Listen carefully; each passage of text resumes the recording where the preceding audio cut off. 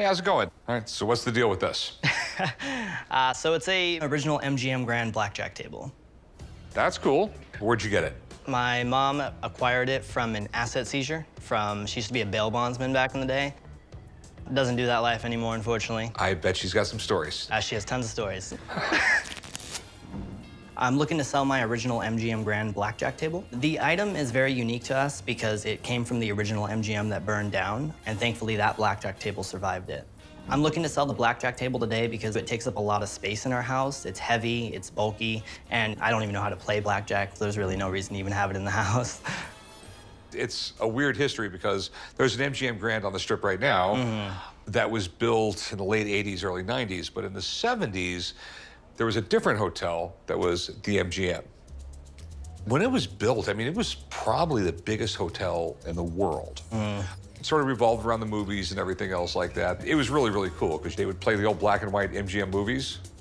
And you would sit in a booth and order cocktails and have food and everything else like that. It was just so old school Vegas, it was unbelievable. But in 1980, there was an electrical short in one of the restaurants. And next thing you know, multiple floors lit up. It was really, really bad. They did rebuild it. That hotel was bought by another company. It was renamed Bally's. And then across the street from what used to be the MGM, but is now Bally's, is the new MGM, which was built in the 80s. How much you want for this? I'm asking for $2,500. Okay. So as far as Vegas collectibles go, this ain't it. I mean, maybe something back in the day from the Desert Inn. Rat Pack stuff is collectible. This right here, it's ginormous. It's in bad shape. I mean, the wood needs to all be redone. But my big concern is, I'm just assuming it's from the MGM in Reno, since it says MGM Reno right here. It does say Reno. Yeah, I'm not really too sure about that. Okay. That's the story that was told to us, so kind of just go with it. Okay, so it's just not for me. Yeah, that's understandable. Disappointing, but understandable. Thanks for bringing it in, though. All right, you got it. You're welcome. It's a boat anchor, and hell no. So what do we have here? This is the Las Vegas Sheriff Department Organized Crime Blue Book. It is all the high-profile organized crime figures that were in Las Vegas in the 50s and the 60s. It was distributed to a select handful of detectives and deputies for on-the-street enforcement. So what page do you think the old man's on? It's been in my family for many years. A lot of the characters in this book are well-known and notorious. Some of them were scary. Some of them faded away in jail cells. So what can you tell me about it? It's an index of organized criminals. It gives their names, their aliases, their stats, their mugshots, and their hangouts, which are historical Las Vegas sites like the Pussycat A-Go-Go and the Silver Dollar Club. It's really funny when you read all these because, like, one guy, his significant mark was that all 10 of his toes were amputated. Oh, wow. Okay, so is Lefty Rosenthal in here? Well, he's a known associate of Charles Tureen, who's a big Chicago organizer. Frank Lefty Rosenthal, he was a big thing here. You know, everybody knows Casino was made about him. Lefty Rosenthal brought Spilatro out, who's probably the most notorious gangster in Las Vegas. Precisely. Vegas back in the day was nuts. You had Chicago mob bosses running casinos like the Stardust and the Hacienda, and New York families running the Flamingo and the Sands. And this would have been a cop's reference point for all the bad guys working for these guys. So how much are you looking to get out of it? Well, I've had it appraised by a reputable auction house between $5,000 to $7,000. Wow. It's the only one. All other copies of this book have been destroyed, and I've had a few different museums express interest in it. Do you have a price? I wasn't expecting an auction price. I would like to start negotiation around $4,000. Okay. Do you mind if I call up a buddy of mine who could kind of shed some more light on it for me? I'd really like to ask him, you know, if he knows of any more out there. That would be a great idea. Okay, let me give him a call. Okay. Historical Las Vegas. is nothing like today's Vegas baby. You should have been there. Okay, I know what these things are. These were used by the sheriff's department here. The sheriff here then was Ralph Lamb. He was the one that created the first crime lab here. He helped create the Intelligence Bureau, which is what created this. This basically predated having a computer in your car or something like that. Precisely. This was how they could keep track of who they wanted to make sure didn't come into town. You know, Ralph Lamb was an interesting guy. They would pay parking lot attendants who would then watch for any bad guys that were parking their cars. And they would call in and get a little money for having told them, oh, so-and-so is in town. So, Corey, what did you want to know about this? Well, she said there's only one left. Is that possible, or? That's possible. They were not tracked. So my guess is there's probably a couple of other, old detectives that may very well have taken them home. There's probably not many of them out there, though. And it could be, only one or two still surviving. Okay. So, Mark, in your opinion, is it more of a museum piece, or is there a collector's market for this, or? You're asking me whether it's a museum piece? I think it's a wonderful museum piece. But my guess is, yeah, there'd be some collector's market for it just because, it's sort of the heyday of Vegas kind of stuff. It would probably be somewhat narrow just because you have to be wanting a piece that's not got a lot of visual appeal, but has a lot of information in it. I think it's basically an historical piece. Okay. And you'd have to have people that actually read, which, I don't know, sometimes I wonder. Well, Mark, I appreciate it, buddy. Thank you. Not a problem, thank you. This particular piece is actually quite historical for looking at the mid-'60s in Las Vegas. So from an historian standpoint, a very interesting document. Okay, so here's where I stand on it. To me, I see the binder with photocopied paper in it with history on gangsters in Las Vegas. You said that you had auction houses appraised at between $5,000 and $7,000. I don't see being able to sell it for half of that much. The museum have offered me cash. What museum offered you cash? That's something that's Three a big, different museums. Let's go. I would run and go sell it to them. And there is a lot of insider information in this that is not commonly known. Is it cool? Is it interesting? Yes. Do I think I can make a profit on it? I don't. After hearing what Mark had to say, it's something I'm just gonna pass on altogether. I think I'll have a lot of troubles trying to actually move it. Okay. I really think you'd be better off donating it to a museum or putting it up for auction or something like that. Okay. All right, thank you. Fair enough. Thank you very much. Part of our job is to realize the difference between something that's really cool and something that will actually sell. I hate to say it, but if I bought it, it would just end up on the old man's desk under a coffee cup. How are you doing today? Hey, what do you got here? I got a 1950s Las Vegas Club $5 chip. Yeah, I'll give you $5 for it. You mind I look at it, Chumley? $5. No. Probably give him $3 or $4 Chumley, for it. shut up. I've decided to go into the pawn shop today to sell my Las Vegas Club casino chip. Supposedly there's only 8 of them in the world, and I've got one of them.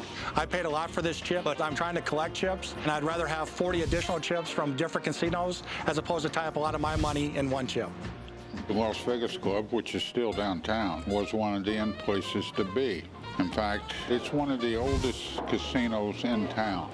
Back in the day, $5 was a huge bet, and a person that bet $5 a hand was classified as a high roller. A lot of the old school Vegas guys hung out at the Las Vegas Club. The Gods, Binions, the Stupecs, they were high rollers. And there's a good possibility they played with this chip. This is one of the rarest chips available. I'd say one of the top 20. The last time I was reading the chip book, there was 8 of these available. That's what I understand. Well, I think it's worth a lot of money. Yes, it is. Most of these ships are in rough condition due to the fact they were used up until the 50s. This chip here is as good as it gets. You want to pawn this? You want to sell it? I would like to sell it. So how much you trying to get out of it? $6,000. I paid you $6,000 for you. It put me in my grave. From what I understand, back a long time ago, the casino re-glued the center sticker on half of them. And this one hasn't been re-glued, so mine's in a little better shape than some of the other ones. I was thinking about 3,000. How about 3,000 in a trade? What do you want to trade? 3,000 cash for this, plus those 3 statues right here. Frank, Sammy, and Dean. We're trying to sell these statues for 600 bucks, but I only paid 100 for them. So if it's what I have to do to sweeten this deal, that's okay with me. Deal. Write him up, Chumley. I was expecting $6,000, but I got to $3,000 cash, plus the statues, so I'm happy with the trade. I'm gonna take my $3,000 and I'm gonna go to the casinos. I'm in Vegas. Rat Pack Collectibles is always on the market. This chip ain't. And I'm so damn happy I might crack a smile today. So Elvis has entered the building. Yes, he has. This is Viva Las Vegas, right? Yep. It's an original poster for the French release. I've seen this a lot of times with movie posters. Different countries have different names, but it says l'amour, that's love, and whatever that last word is. It's not Vegas, it starts with a V, though. I'm here to sell the Viva Las Vegas movie poster, which has Elvis Presley in it from the original French release in 1964. I bought this Viva Las Vegas movie poster about 30 years ago in Paris. If I make a sale today, I'm looking to buy a better microphone for my recording studio.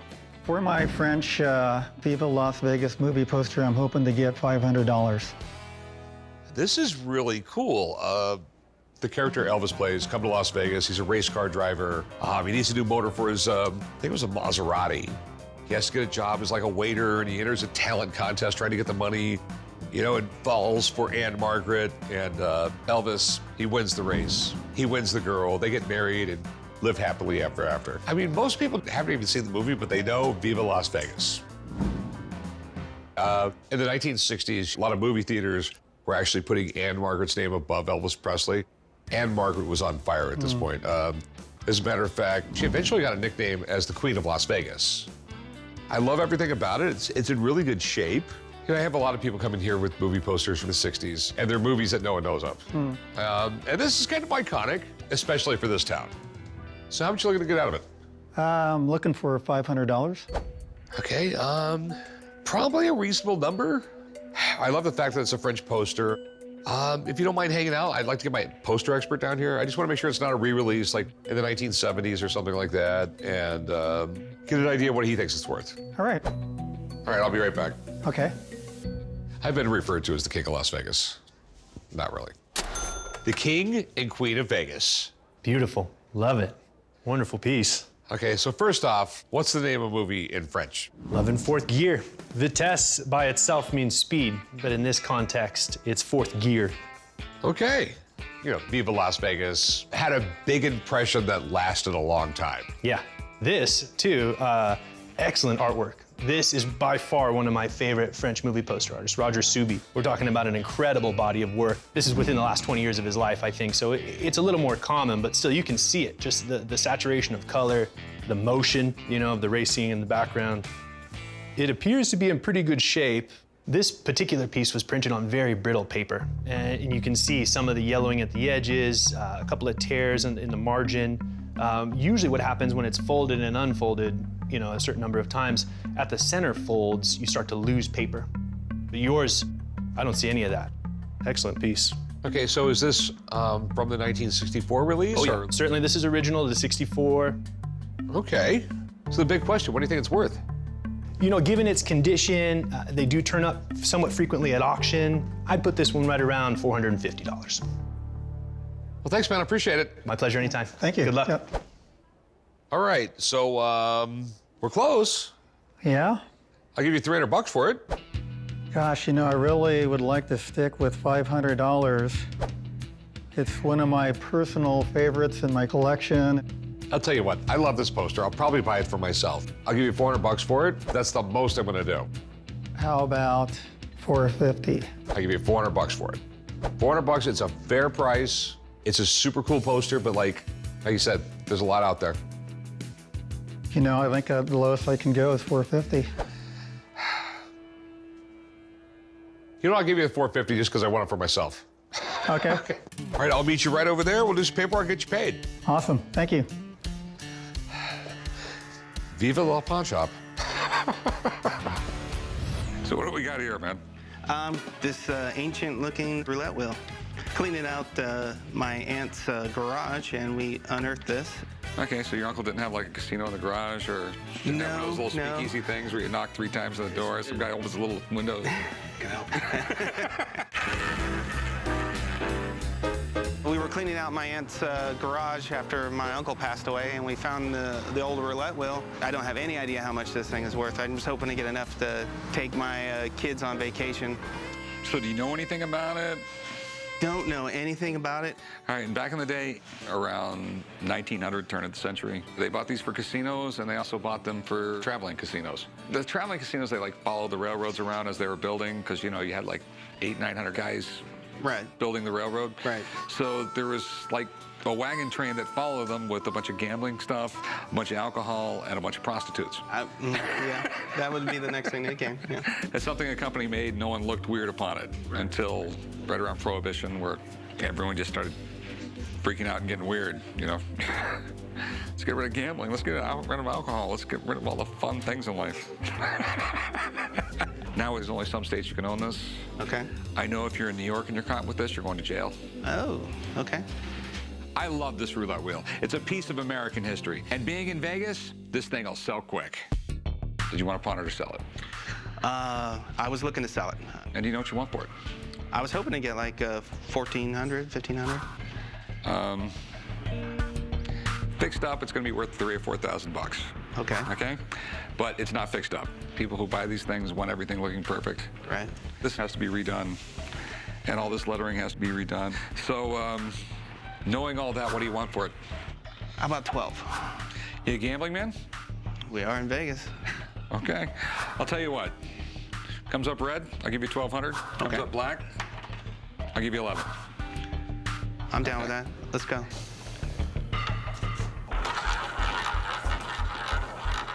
Come on, baby. It's in red. Daddy needs to take his kids on vacation. Come on, baby. Come on, come on. Yeah! It is my day. All right. Looks like it's 1,200. Deal. This is why I don't gamble. All right, let's do some paperwork. All right. I'm feeling really good. I got $1,200 for something that I got for free.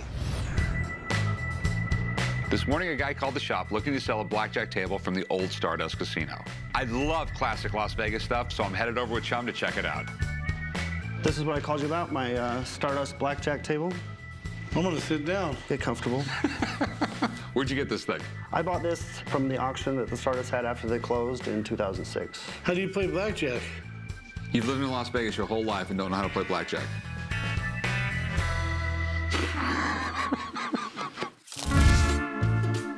I decided to call the guys at the pawn shop to see what I could get for my blackjack table from the Stardust. I like this table because it comes from an actual Las Vegas icon. I mean, it's just a huge piece of local history. Do you know much about the Stardust? What I know about the Stardust is that it was originally opened in 1958 by a mob-run organization. Oh, well, actually, it was run by sort of a regular guy, and then some other people sort of like took it over. Oh, okay. You ever see the movie Casino? Yes, and I know that the movie was based off of this. Yeah, it's a pretty neat place. I got my first like payroll job there. You worked for the mob? No, I worked in a coffee shop there. I worked there for 4 weeks and got fired. How'd you get fired? By acting like you. When the Stardust opened up in 1958, it was the hottest spot on the Strip, and it was a Vegas icon for almost 50 years. What do you want to do with it today? I would like to sell it. How much do you want for it? I was thinking $2,500 for the whole 6 chairs and the table. I just don't see it. I'm thinking more like $500. I really think it's worth a lot more. With the historical value of the casino and the history behind this town, knowing that there are collectors out there, would you go 1,000? I'll go 550. I'll have my guys come down here tomorrow with a pickup truck. Would you go 650? I'll tell you what, play a hand for it. 550 you win, 650 I win. Let's do it. I'm nervous for you, Rick. Do the cards. Oh, 8. Oh my God. Hit me. 17. It's pretty good. 17's good, 18's better. All right, 650. Thank you. You guys will be by in the morning to pick it up. Thank you. It seems like every time I gamble for something, I lose. But this is a great blackjack table, and for 650 bucks, I win either way. This being Vegas, I'll have no trouble selling it. What do we got? I have a signed copy of Fear and Loathing in Las Vegas. I got it from Hunter S. Thompson. You got it from Hunter S. Thompson? How'd you do that? I actually spent a weekend with him in 1988. Oh my God, and you survived. I did survive. Hunter S. Thompson passed away quite a few years ago. I think the value of the book now is probably as high as it's going to be. In retrospect, I don't know that had I read the book ahead of time, I would have agreed to go and help him that weekend. Tell me about the weekend with Hunter S. Thompson. That sounds like a lot of fun. I had a call from a friend one night who worked at a resort in Phoenix saying, Hunter S. Thompson is here. He needs somebody who knows how to type to help him write an article. And in the course of about 48 hours, he got nothing written. He spent most of the weekend paranoid that somebody was out to get him. Yeah, the guy was crazy, but people loved him. He wrote the book in 1972, and then 1998, it got really popular because Johnny Depp and Benicio del Toro made the movie. They rent a Cadillac. In the trunk of the car, they've got an obscene amount of drugs. Then he wrote like his whole manifesto on life and, barely turned in an article he was supposed to write. So he signed it? He not only signed his name, he wrote a little note to me. Beverly, thanks for the help in that eating white trash oil slick in the desert called Phoenix. Your friend, Hunter S. Thompson. Yeah, he really was one of those guys that just didn't care what anybody else thought.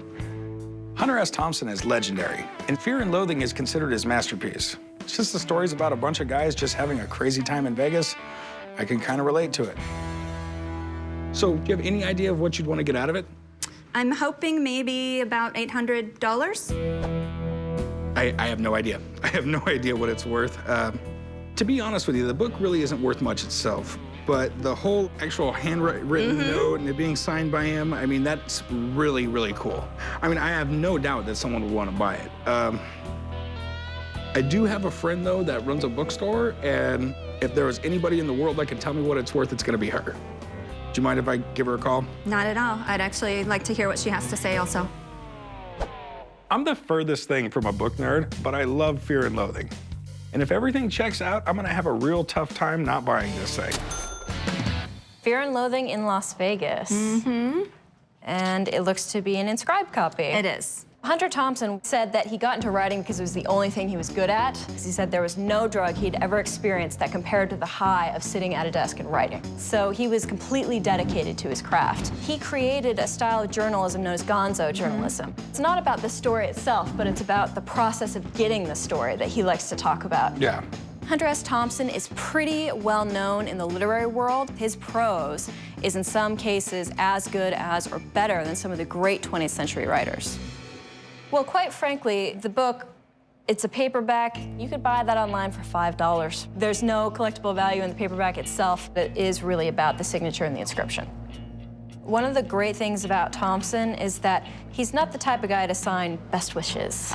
You've got that long, bizarre inscription. That's the type of thing he does. And one of the things that you see with him a lot is he signs with his initials instead of a full signature. So this is pretty typical for Thompson. His H, it always looks like this W with this big loop. So the inscription is definitely real, which you knew. I would say that the retail price for it would be between $400 and $500. That is a lot more than I thought you were gonna say. I appreciate you coming in, Rebecca. Thank you. My pleasure. Nice to meet you. Originally, I was hoping for maybe $800, but I really didn't have any good idea what the book was worth. Strictly because I'm a big Hunter S. Thompson fan, I'll I'll offer you $250. $250? How about $375? I gotta make more than 25 bucks off the deal. I'll go 300. It's kind of low. He did sign it personally. How about $350? All right, you got a deal. I'm not surprised that he was willing to negotiate up to $350 because I could tell that he really did like Hunter S. Thompson. I have $350 and I'm really happy I was able to sell the book.